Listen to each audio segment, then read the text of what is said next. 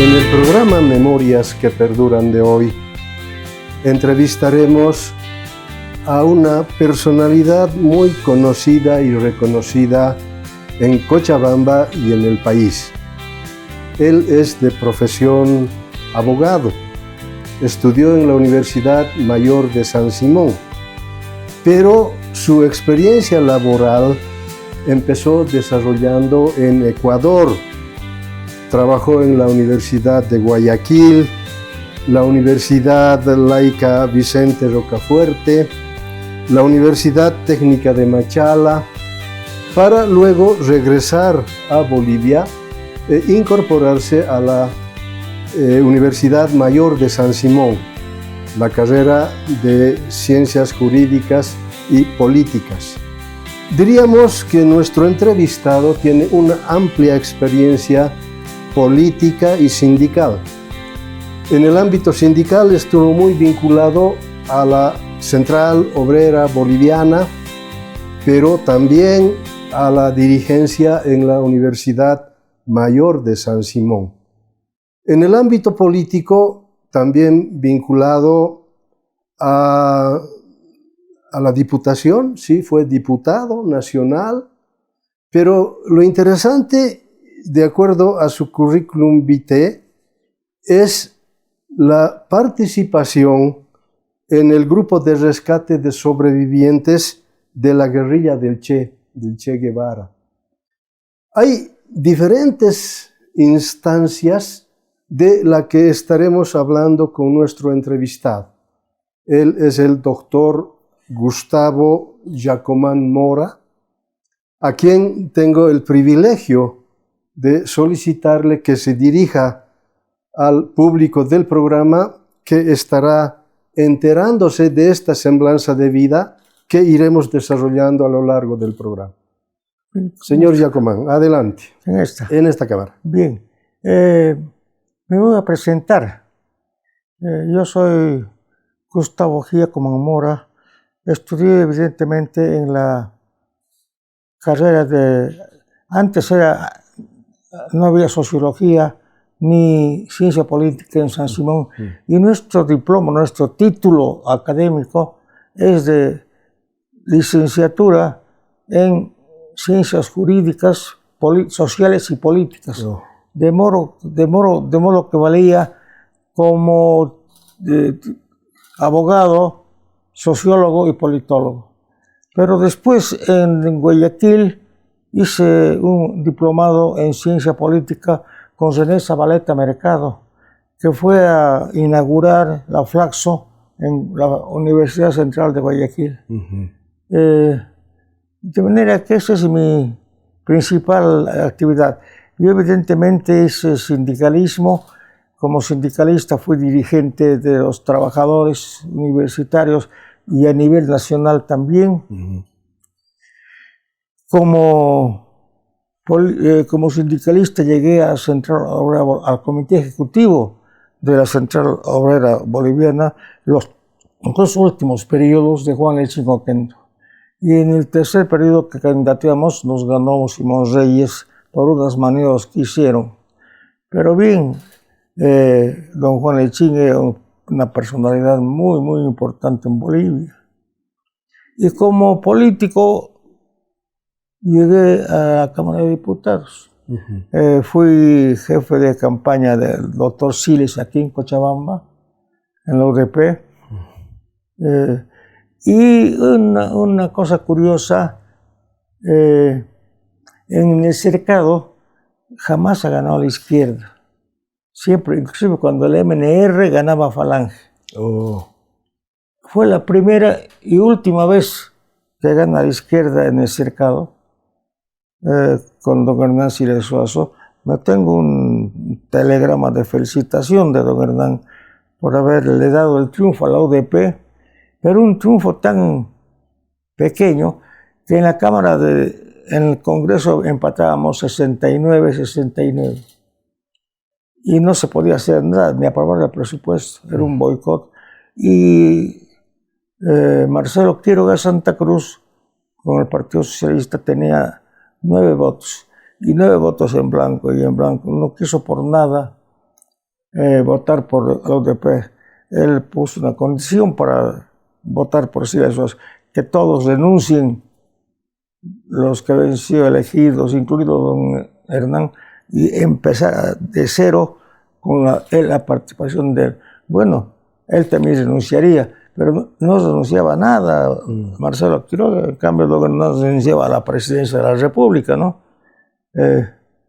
Eran bastante. Y eso quizá le costó la vida después a Marcelo, porque como no se pudo, hubo un empantanamiento, el famoso empantanamiento, y de ahí que don Walter Guevara fue presidente de la República.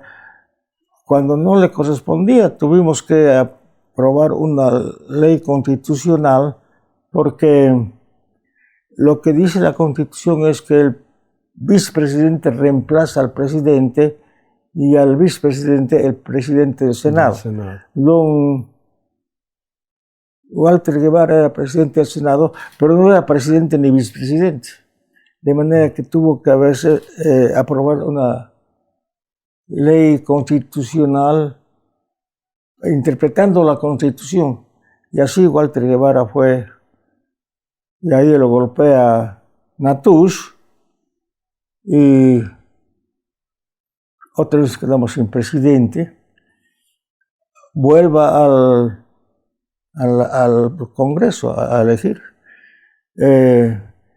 Quedó de presidente del Senado el cura Sánchez, presbítero Sánchez, pero no tuvo el cuidado de hacerse titular, simplemente reemplazó a Walter Guevara de facto, no hizo votar, levantar la mano a los senadores para hacerse presidente titular de la Cámara de Senadores, y tuvo, como dice la Constitución, le reemplaza el presidente de la Cámara de Diputados.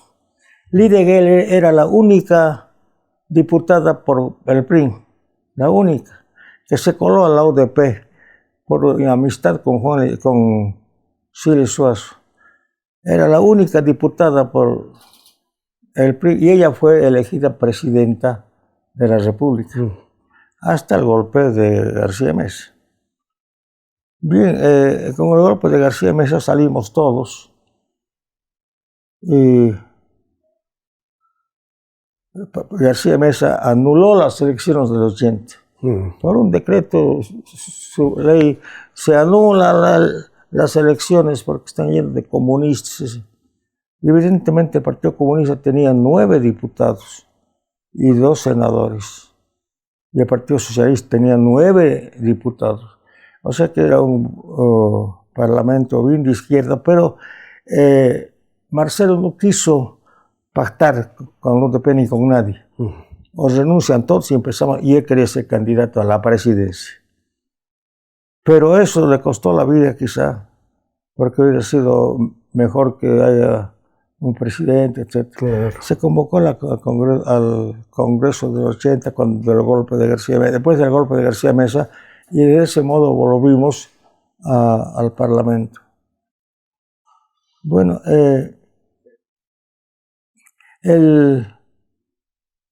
hubo una sucesión de golpes, ¿no? Una sucesión de golpes hasta llegar a García Meza.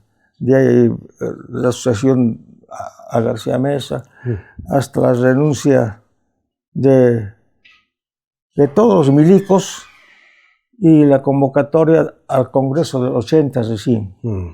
Habían 2 tendencias, la tendencia de convocar al Congreso del 80 y la tendencia de nuevas elecciones sustentada por Marcelo Quiroga Santa Cruz.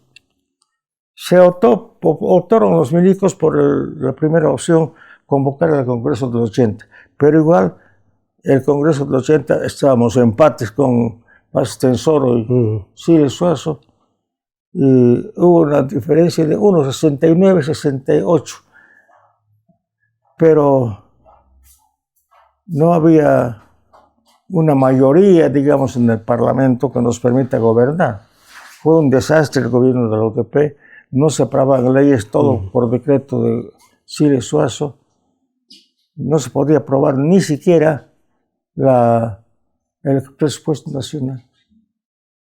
Pero entonces vino el golpe de Banzer, después, bueno, de Torres primero, y Torres era un hombre de izquierda, digamos. De izquierda, sí. Hay una cosa muy interesante, una anécdota aquí. El Club Social de Cochabamba invita a todo presidente que es elegido en el país, invita a un almuerzo en el Club Social. A Torres no lo invitaron. No lo invitaron. Yo era primer secretario de la Asamblea Popular y pedí permiso para invitarlo al mercado. Y lo invitamos a Torres al mercado, donde las comideras del 25 de mayo. 27 de mayo. A 27 de mayo. Se esmeraron las cocineras. Todos querían que el presidente pruebe su comida y sus edecanes, toda la comitiva de Torres. Y claro, yo lo invité, era el anfitrión. Invitamos ahí, bailé cueca con el presidente.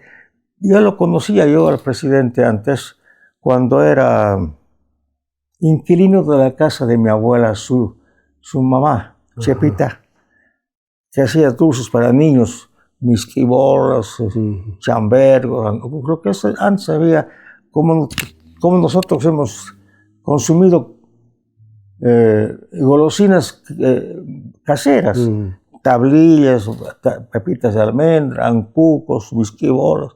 Eso hacía la mamá de Torres.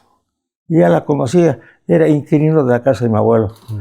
Pero la anécdota es que nosotros lo invitamos a Torres al mercado a un almuerzo, porque el Club Social, que siempre invitaba e invita a todos los presidentes que son elegidos, a él no lo invitaron. De manera que nosotros los desairamos invitándolo, pero al mercado. Juan José Torres había sido sacadeño. Sí. ¿Usted sabía eso? Sí. Y sacadeño era. Bueno, él, cuando el golpe de Banzer, el fue 71. exiliado a la Argentina. Con dos secretarios, el Jorge Suárez, el poeta Jorge Suárez, gran poeta, y el Jorge Suárez, y el otro era Villarruel, el Ramiro Villarruel Claure, con dos secretarios. Y un día que estaban pasando por la calle 9 de octubre, tuvo una explosión, un auto, abrieron la puerta, buscaron los cabellos a Juan José, y los secretarios que estaban ahí se quedaron mirando. Y desapareció el vehículo con Torres, y a los 2 días apareció en una cuneta muerto. Juan José. Ahí ya... Eso fue en la Argentina, ¿no? En la Argentina, donde ya estaba funcionando de facto el Plan Cóndor. Porque el Plan Cóndor fue una cosa muy sui generis. No era un convenio de Estado a Estado. No era un convenio de los estados. Los estados se lavaban las manos, no se metían. Fue un convenio de los comandantes de las Fuerzas Armadas latinoamericanas, de Bolivia, van a ser de Pinochet en Chile, la Argentina... Stroessner en Uruguay. No recuerdo quién estaba. En la Argentina. Bueno, pero el Plan Cóndor era un acuerdo de los que habían estudiado en la Escuela de las Américas en Panamá. Y consistía este acuerdo, un acuerdo oficial fue el TIER, el Tratado Internacional de Asistencia Recíproca, que consistía en que cualquier país de Sudamérica donde triunfe una ideología extraña, decía se intervenía todo el resto, el TIER. Pero el TIER murió con la guerra de las Malvinas porque Estados Unidos apoyó a Inglaterra y no a la Argentina, como decía el TIER. Pero al margen del TIER, el Plan Cóndor era un acuerdo de los milicos, solamente los milicos, sin la intervención del Estado, porque era un acuerdo para asesinar a todos dirigente político de izquierda en América Latina.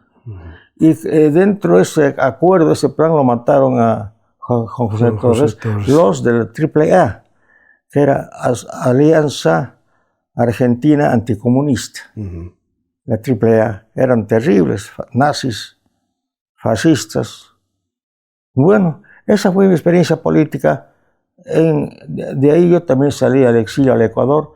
Nos dispersamos, nos engañaron. Eso fue con Banzer. Con Banzer, sí. Nos dijeron que había grupos armados del Partido Comunista, de no sé qué otra. Y evidentemente el Partido Comunista mandó a jóvenes a Cuba para tener entrenamiento militar. Pero ya no volvieron vía partido. Esos chicos fueron directamente, llegaron con uniforme y fusil al hombro a Ñancahuazú, a la casa de Calamina. Ya no entraron al aparato partidario, porque el plan era llegar a las minas, a esos muchachos. Y en las minas, porque toda masacre, todo conflicto armado entre el proletariado y las Fuerzas Armadas ha ocurrido en las minas, no en otra parte. Incluso ahí la masacre de San Juan con René Barrientos Ortuño. Todo, Barcelona, ¿cómo es? María Barzola, todas las masacres, todos los conflictos armados, militares, entre el proletariado boliviano, minero particularmente, y las Fuerzas Armadas se han ocurrido en las minas. En las minas. Por eso es que fue ese plan. Y esos muchachos que fueron a recibir entrenamiento militar a Cuba no regresaron a ese plan. Che Guevara los reclutó al ELN y los llevó directamente a Ñancahuazú. A propósito de la guerrilla de Ñancahuazú, en su currículum señala que usted participó de un grupo de rescate de sobrevivientes de la guerrilla. Bueno, una vez ejecutado el Che Guevara, porque lo agarraron vivo, y se reúne el alto mando militar, mire usted, compuesto por Torres, por Banzer y por Obando, y deciden que es muy problemático tenerlo preso. Ya con Regis Ebrey tuvieron una amarga experiencia. El fiscal Anaya, el fiscal del tribunal militar, le hicieron tal con los periodistas, lo trataron muy mal, porque le hacen una serie de preguntas y él dice, a ver, un momento, ¿creen que soy el Homo sapiens? Es decir, se olvidaron de Regis Ebrey, y en los tiempos decía presidente, el fiscal general de las Fuerzas Armadas, declara que no es Homo sapiens. O sea que les fue muy mal y no querían tener un preso de la talla de Che Guevara. Claro. Entonces los 5 que quedaron vivos, entre ellos Inti Peredo, Pombo, Urbano, fueron enterrados en un silo de chala por un campesino, pero tuvieron mucho tiempo allí, les metían en la comida, todo, y el Inti se molestó, se aburrió, y se vistió, se rasuró, y salió con su machete, sin armas, con su machete en el cinto, en la parte trasera, de noche, a la carretera Cochabamba-Santa Cruz. Y ya se pararon a un vehículo, era un pachacho lleno de soldados, lo suben. ¿Qué tal, compañero? Sí, no han visto por acá a los guerrilleros, algo raro. No hemos visto nada. Y se fue a Santa Cruz el Inti. En Santa Cruz, ese tiempo no había tanto control. Es que la inteligencia del ejército boliviano era muy mala, ¿no? Se fue al aeropuerto, tenía plata, se fue a una sastrería, se puso un buen terno, una corbata, Se fue al aeropuerto, se compró un pasaje a Cochabamba.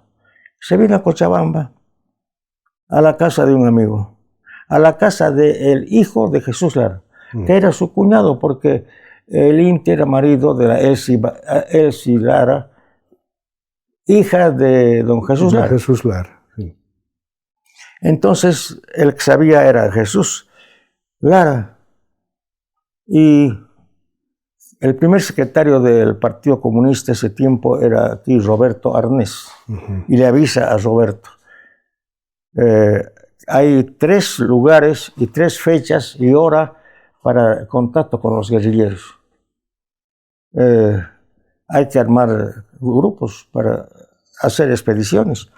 Entonces, en el primer grupo formamos yo, el Echi Soria, que murió en Chile, el Oscar Sánchez, que murió donde ahora es el Cristo, y el Taco Soria, que vive. Somos 2 sobrevivientes de ese lugar.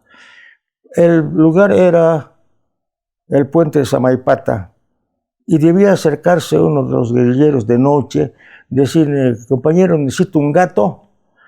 Pero nosotros estábamos en motos, no estábamos y no teníamos tantas motos. Yo había alquilado motos de un falangista, Segarra, y no era la primera vez que alquilaba motos a él para distintas cosas. Una vez llevé a un abogado a una audiencia en Independencia, en plena Nevada, en una moto potente. Entonces ya me conocía Carlos Segarra, que era un falangista, y me dio todas las motos. Yo era el mecánico, fui como mecánico, eran 3 motos, y uno para sacarlos a los guerrilleros, y uno de ellos estaba con pasajero. Íbamos a sacar solamente a 3, así poco. Pero llegamos a Puente de Samaipata, paramos, yo saco la rueda, vuelvo a poner, y nadie se acercaba a decirme que si necesito un gato. Y nos venía en su diario mentiroso, dice que nos vio. Hay 2 versiones. Urbano dice que nos vieron, Urbano. Dice que nos vieron, pero que éramos muy chicos y desconfiaron. Yo no era tan chico, tenía 26 años. No. Y ya éramos como hombres. Pero nos acercaron, falló el contacto. Y fuimos, era 19 de diciembre, porque mi hijo Huáscar, que lo acaban de ver, nació el 3 de diciembre. Y el 19 de diciembre yo partí a Samaipata, y en el camino no es que me arrepentí, sí que no reflexioné. Dije: pucha, a mi hijo recién tiene 16 días de nacido, pucha, va a quedar huérfano, ¿quién lo criará? Pensando así negativamente, que me voy a morir, me van a matar y mi hijo va a quedar huérfano recién nacido. Con esa preocupación caminaba todo el camino, con esa idea de que tengo que cuidarme, pero si me agarran me matan, porque había pues en ese tiempo $10,000 era harta plata. Había $10,000 de recompensa por cada guerrillero que se delate, ¿no? O sea que era para un tipo sin principios, era bien tentador entregar a los guerrilleros. Bueno, pero falló el contacto y volvimos en las motos también. Y en Montepunco, habían 3 círculos rodeando a los guerrilleros. Uno que por Valle Grande, en Higuera, otra que llegaba a Comarapa y otro que llegaba hasta Montepunco. Y en Montepunco, en el último retén, nos retienen, y un vecino mío, un capitán Ardaya: hola, Tabito, ¿qué haces aquí? Vengo de pasar Navidad. Voy a pasar Navidad allá en mi casa. Estaba aquí en Santa Cruz. Y además todos comunistas, ¿no? Sospechoso. Pero no nos hizo nada, nos vinimos a Cochabamba. Entonces informamos a Roberto Arnés, que era el comandante, de que falló el contacto. Entonces se hace un segundo contacto. Un segundo expedición, al que ya no asisto yo.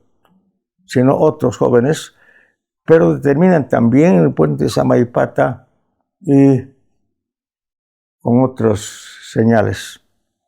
Esta vez el contacto no falla y el comandante de esa misión era Ernesto Guzmán, un carpintero famoso, buen camarada, que él siempre traía madera, troncas y madera de Setán. Tenía sus caseros que le vendían troncas y madera para su aserradero. Entonces contrató un camión que se llamaba el Gran Clavelito, el camión. Y iba de chofer, un chofer contratado, y de acompañante iba Gregorio Arias, un legendario dirigente de Toco durante la guerra campesina, recordará usted. Bien, entonces Ernesto Guzmán hace el camión así, pone maderas abajo y las otras maderas más cortas le deja un hueco aquí. Y en ese hueco se meten los guerrilleros bien armados. Tenían pues armas acá. Bueno, también el rifle de Guevara era acá, pero justo le dan un tiro en el gatillo y no tiene más remedio que entregarse. Lo iban a ejecutar ahí, porque el comandante que lo iba presa después queda paralítico porque lo balea un político falangista, lo balea y lo deja paralítico. Pero ahí lo van a fusilar, pero él dice: soy el Che Guevara, más importante soy vivo que muerto. Y ahí es que el alto mando, compuesto por esos tres, deciden ejecutarlo. Bien, seguimos con los guerrilleros. Entonces, el contacto acababa, era compartimentado, cada sector no tenía contacto con los demás. Ahí acababa el contacto de todos con los guerrilleros y la gente en el camión. Pero a mí me designan ir a cierto lugar de la carretera para parar mi moto y con un guiñador hacer hasta que llegue el Gran Clavelito. Yo iba por delante del Gran Clavelito porque ¿dónde iban a llegar? Era en el Parque de la Torre. Ese tiempo el camino, no sé a quién se le ocurrió hacer en el Parque de la Torre, porque difícil llegar, era prohibido que un camión tan grande con madera que entre. Pues ahí. Entonces la Rubén Darío no era asfaltada, todavía me di la vuelta yo en mi moto y conduje al camión, al Gran Clavelito, hasta el lugar donde estaba mi contacto, que no sabía quién era, pero era conocido Juan Coronel Quiroga, el mismo que llevó las manos del Che a Cuba. Y tenía una alfombra de puchos ahí, porque nervioso era el hombre. Es medio tiene un defecto al hablar. Y le digo: Juanito, misión cumplida, aquí está la carga. Y lo dejé y yo me fui aliviado a ver a mi hijo. Vivo todavía. Otra vez. Tengo una foto ahorita que te muestre.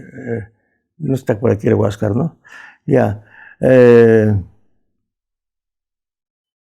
Entonces conduje y dije: ahí no acaba la cosa. Entonces Juan Coronel Quiroga era el encargado de conseguir alojamiento para los guerrilleros. Un poco irresponsable quizá, no todos eran revolucionarios o comunistas. Un amigo de su infancia, lo llevan a Pombo, le gustaba chupar ese tipo.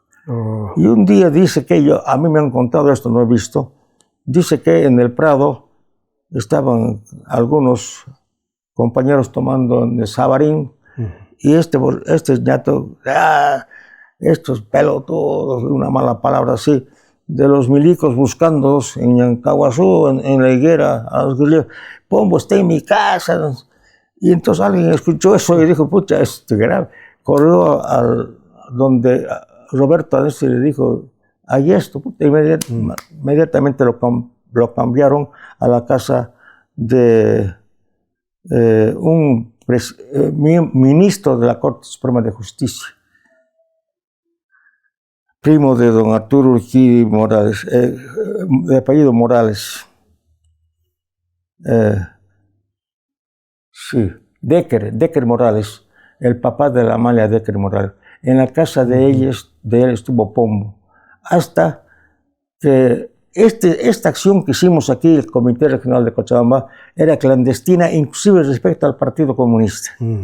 Tenemos la sospecha de que Cole quería que los maten para que no se sepa la verdad.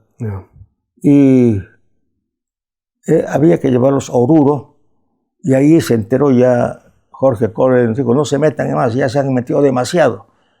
Pero Juanito Coronel dice, tenemos un amigo de confianza, quieren una credencial para...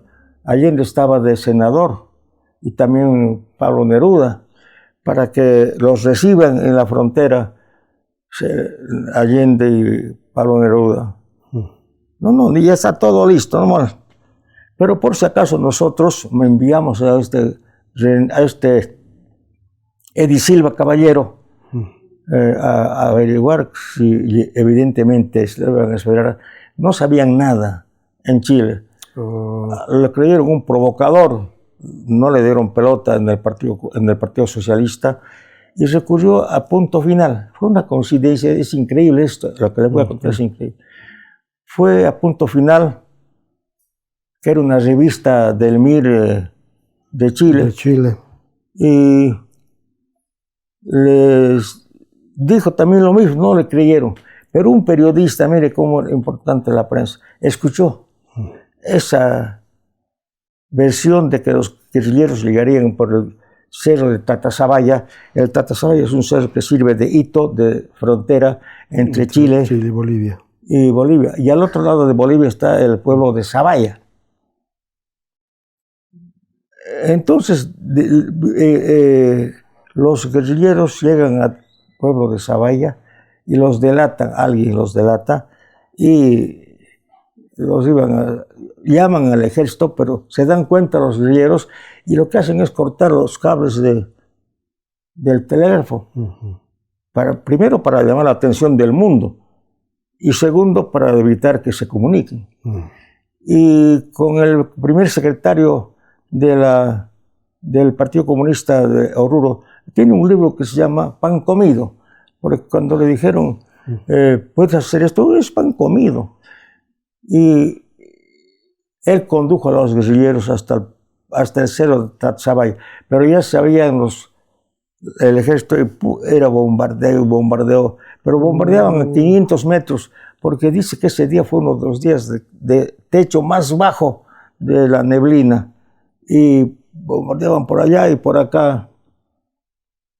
Ese periodista que escuchó se fue a la frontera, a un puestito de la frontera, al Tatasabaya, y escuchó los bombardeos, todo.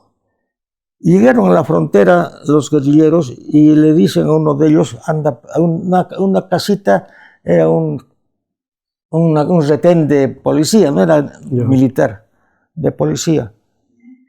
Llega ahí, se acerca y se presenta, soy fulano de tal, guerrillero, manos arriba, todos adentro, entran a Chile ya. Y no sabe qué hacer el soldadito. Dice, mi obligación es volverlos sus papeles, sus pasaportes. No tenemos. Mi obligación es mandarlos de vuelta a Bolivia. Así que alístense, van a volver a Bolivia. Y el periodista dice, le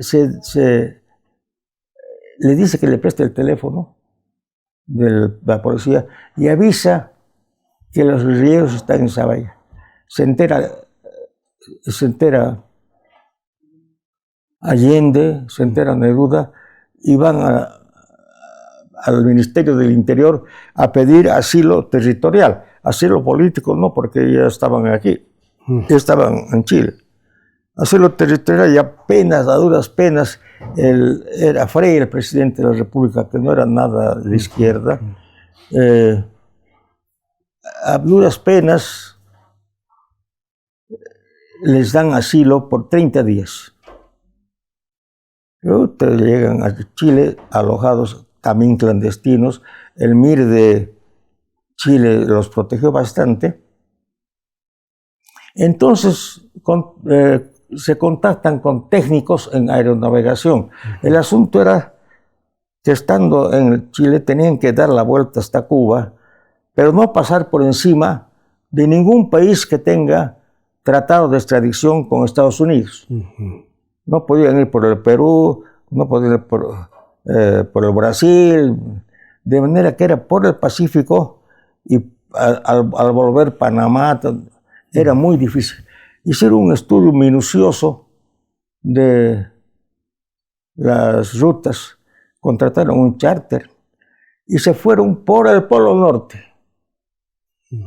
Por el Polo Norte y bajaron al Atlántico a Cuba. Así llegaron los guerrilleros a La Habana.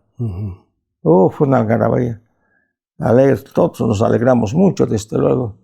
No, sin y duda. Después vino un traidor, desertó, se fue a Francia y hizo su diario, que era tergiversado totalmente. En primer lugar, mintió diciendo que nos contactamos nosotros y que le pedimos plata para rescatar los cuates. Imposible, gente pura.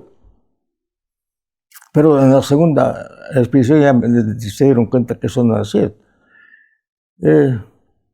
Bueno, y usted ya sabe el resto. Después el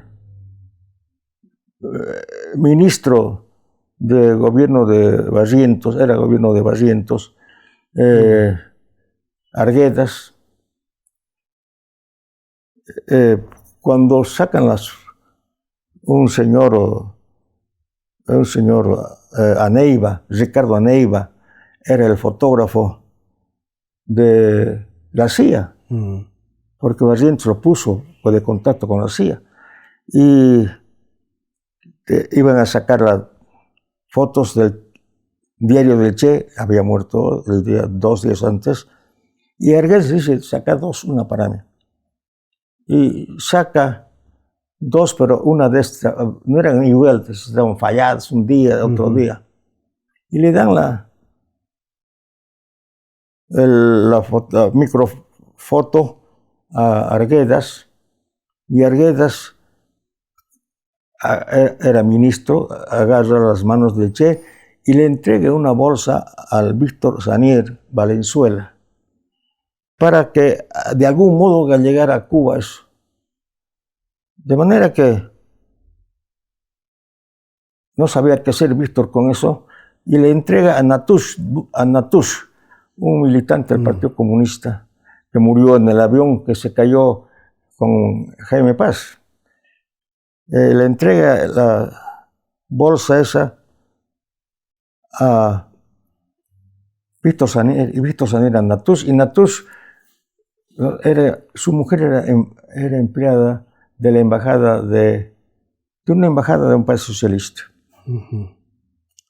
Y Natush, ahí en la casa de Natush estaba alojado un amigo, el Juan Coronel Quiroga, otra vez, el que distribuyó a los... Y lo tenía bajo su cama.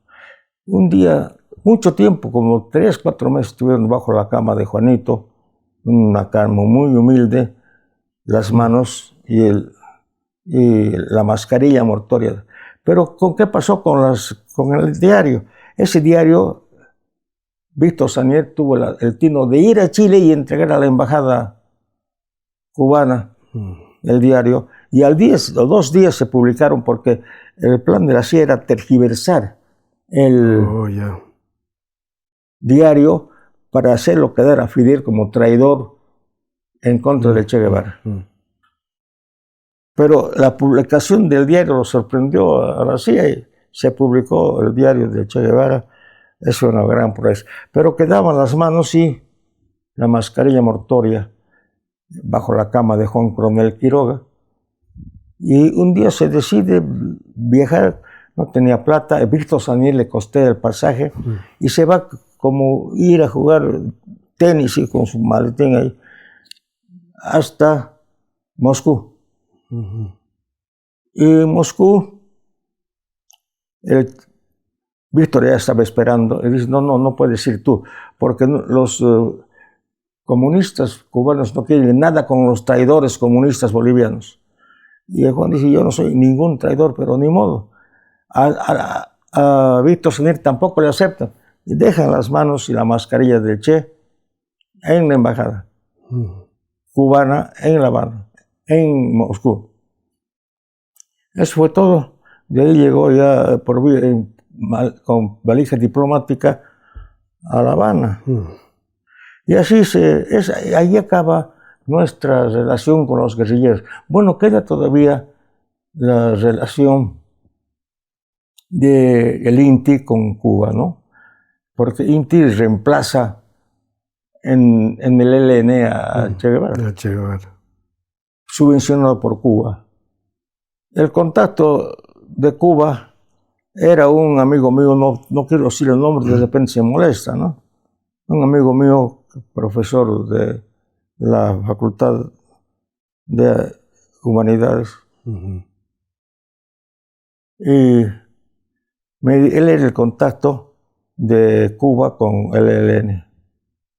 Pero lo matan al INTI la versión oficial era que el INTI lanzó una granada, reventó con la ventana y lo mató a sí mismo. Pero los cubanos mandan la inteligencia, capos detectives a investigar, y llegan a la conclusión de que el ELN está infiltrado por la CIA. Y entonces deciden los cubanos cortar totalmente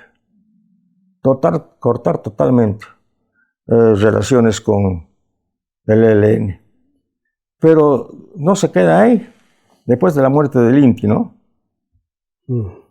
El Chato, su hermano menor, se ve con la obligación de reemplazar a su hermano y empieza a reclutar gente para la guerrilla de Teoponte.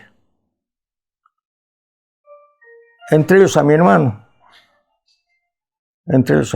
los reclutan. Y yo, que ya sabía que Cuba había roto con el ELN, les digo, no vas a ir, que voy a ir. Era menor que yo con 7 años. Tienes que noquearme, pues. Lo noqueé, le agarro puñetes, no lo dejé ir, porque era gente del MIR murió allí, del futuro MIR.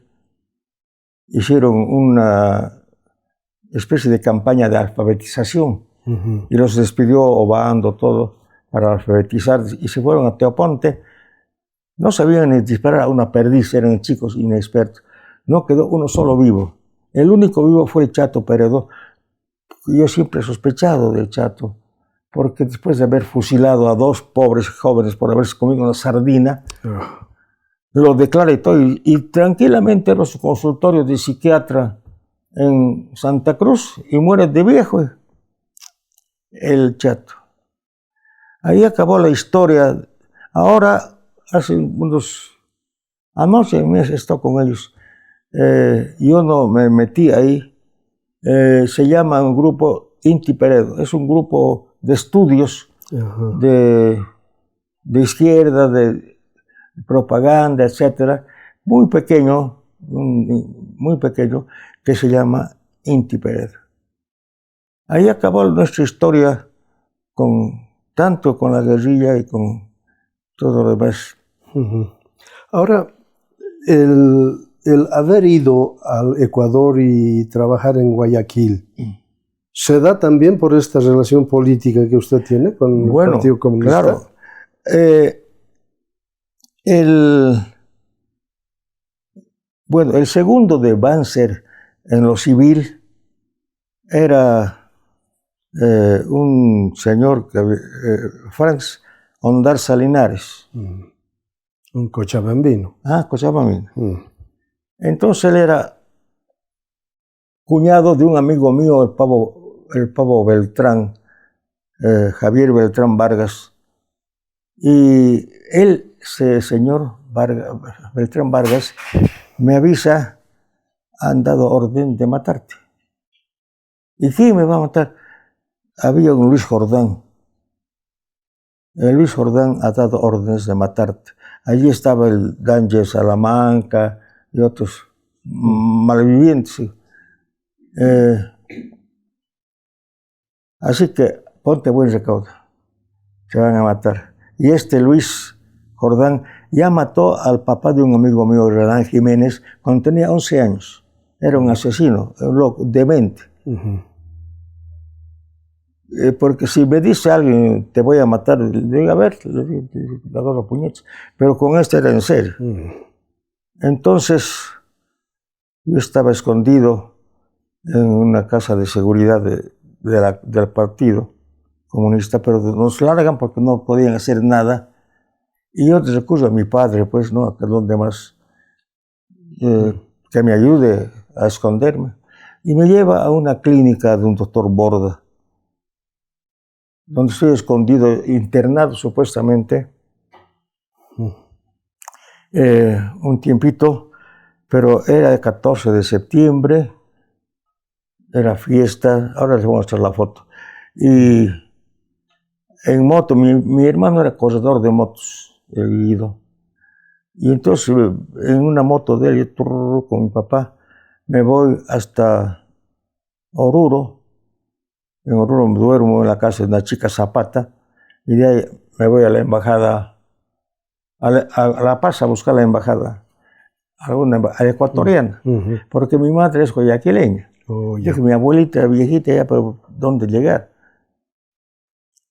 Llegamos a la embajada, clarito, los policías con sus revistas, lleno de canas ahí, la puerta de la embajada. Ah, no, le dijo.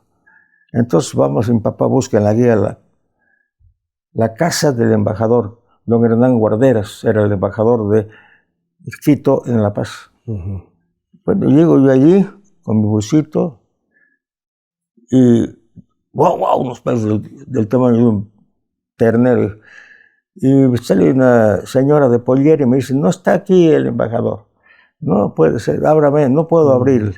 Me sotropé tiré un bulto y me tiré por las rejas. Voy a llamar a la policía, llame. Me va a proteger la policía. Y me estuve ahí, los perros entrenados, los perros me miraban. Y yo ahí sentado con mi bultito. Llegó tarde el embajador con unos traguitos y me trataron de lo mejor.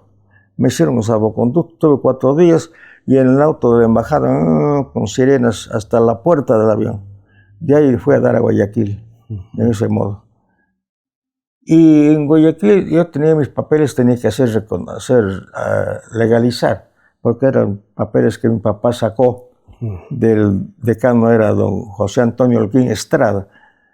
Eran simplemente mis certificados de egreso, pero no tenía el título. Tenía que legalizar esos papeles para sacar el título.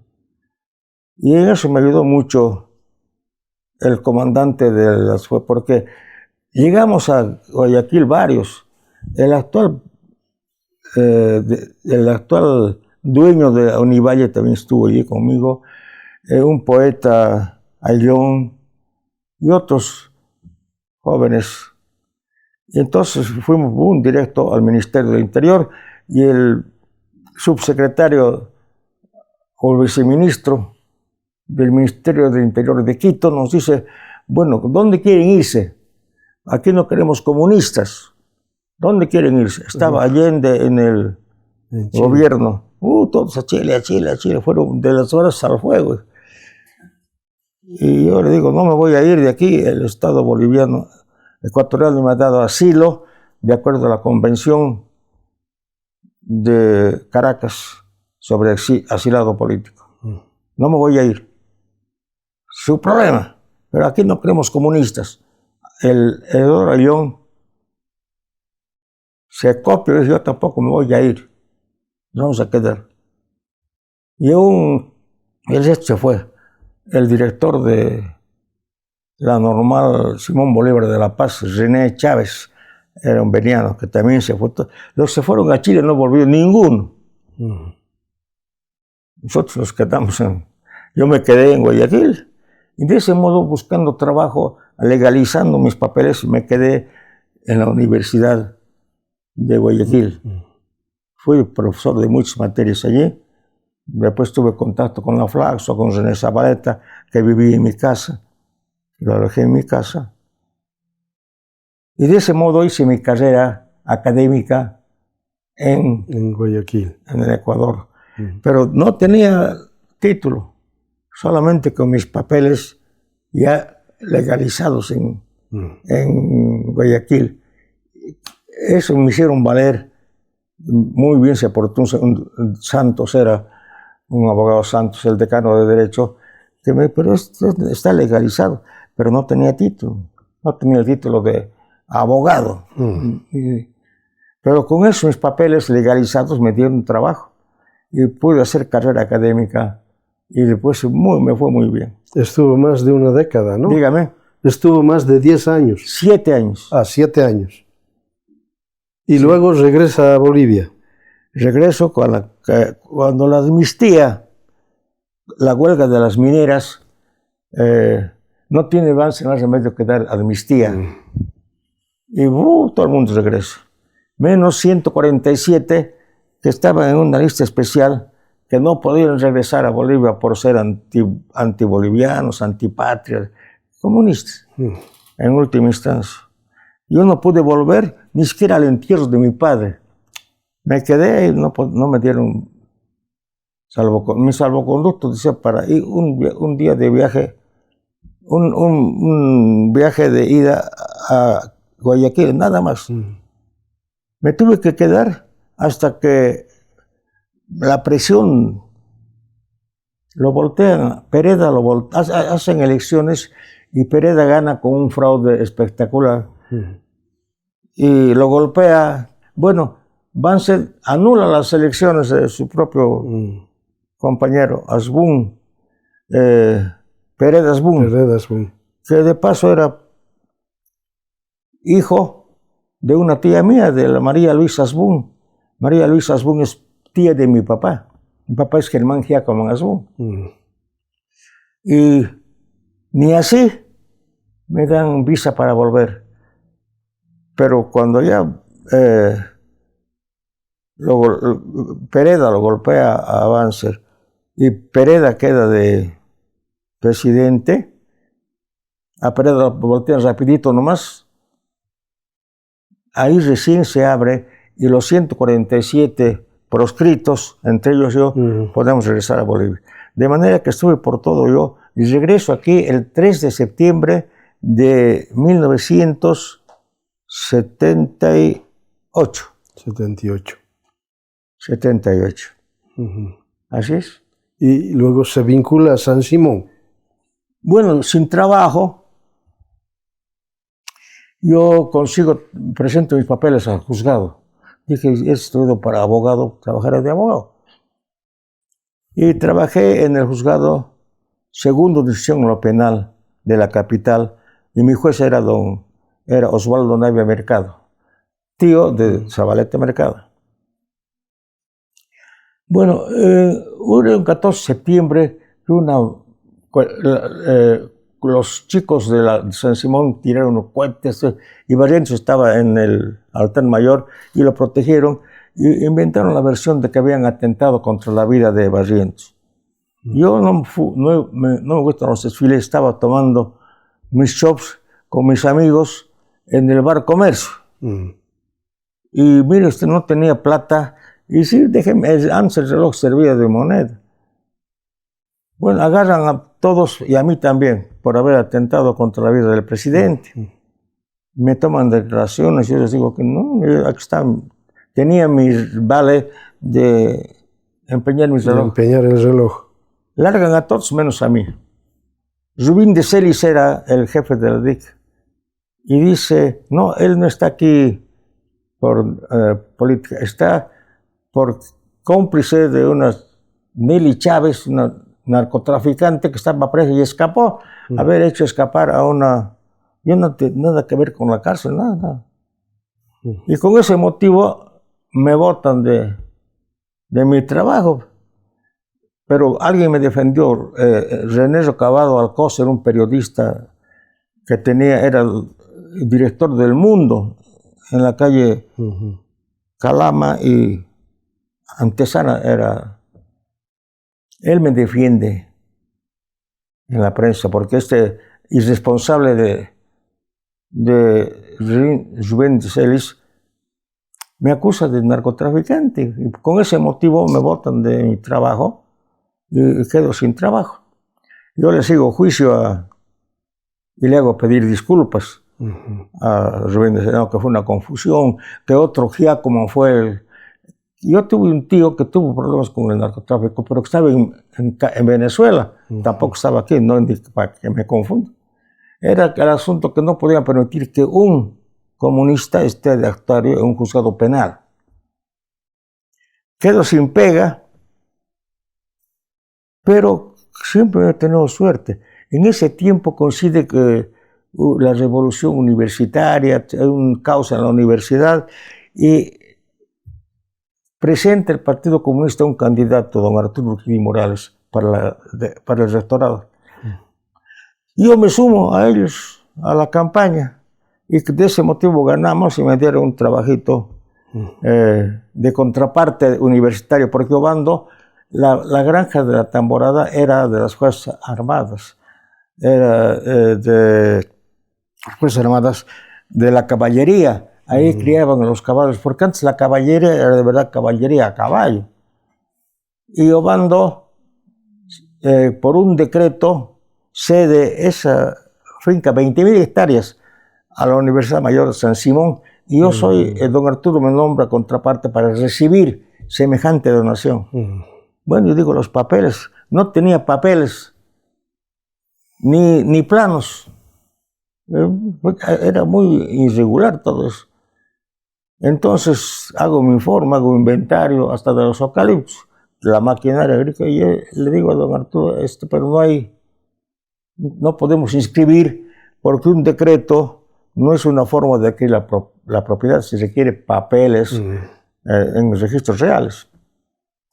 Bueno, Juan José Torres, no es Juan José, Juan José Torres, el director de la ETSA, era agrimensor y él se ocupa de poner los hitos y eran 20.000 hectáreas. Ahora, ¿cuánto queda? 500. Apenas. Lo que es cara a cara era también de la universidad. Claro, todo eso. Claro. Bueno, lamentablemente ya hemos cubierto casi la hora del programa. Ah, bien, no se preocupe. Yo les sugiero que retomemos esta entrevista en otra oportunidad. Yo puedo ir al para hablar de la Central Obrera Boliviana, sí. de su actividad sindical en la Universidad Mayor de San Simón, su actividad también como diputado nacional, sí. que conviene que recojamos estas experiencias. Bien. Yo le agradezco por habernos abierto sus puertas para recoger este testimonio tan importante que constituye sin duda parte de la historia nacional. Sí, últimamente la Asamblea Legislativa Departamental me ha hecho reconocimiento de ciudadano ilustre, no sé. Bueno, ahora soy un ilustre conocido, era un ilustre desconocido, ahora soy un ilustre conocido. Retomamos entonces la entrevista. Como usted guste. Le agradezco mucho su despedida del público que verá esta primera parte de la entrevista. Ya, ojalá que no cambien, se aburran y cambien de canal. No. Ha sido grato entrevistar al doctor Gustavo Giacomán, quien nos ha contado básicamente su experiencia política como abogado, pero también como militante del Partido Comunista. Y a partir de ahí su relación con el grupo de rescate de los guerrilleros de la guerrilla del Che Guevara en Ñancahuazú. Pero también importante conocer detalles de aquellos acontecimientos que sin duda ya son parte de la historia y de la que además no se habla ya para nada. Importante saber también su estadía en Guayaquil, en Ecuador, donde durante 7 años ha desarrollado una actividad académica siendo abogado, siendo hombre de leyes, de justicia. Y bueno, queda pendiente todavía varias otras facetas, pero ya nos hemos comprometido desde el programa para hacer otra entrevista y recuperar también esta otra parte, yo diría, de la vida sindical, pero también de la vida política en el país. Por cierto, el país ha tenido un espacio de 20 años de dictadura militar. Recuperada la democracia, ha habido, diríamos, como una estabilidad política, pero que ahora todavía estamos otra vez en incertidumbre porque aún no tenemos elegido el presidente, el vicepresidente. Lo sabremos el 19 de octubre y nuestra participación en esto es también importante. Agradecerles por seguirnos en el programa Memorias que Perduran. Ha sido grato estar con ustedes. Hasta pronto.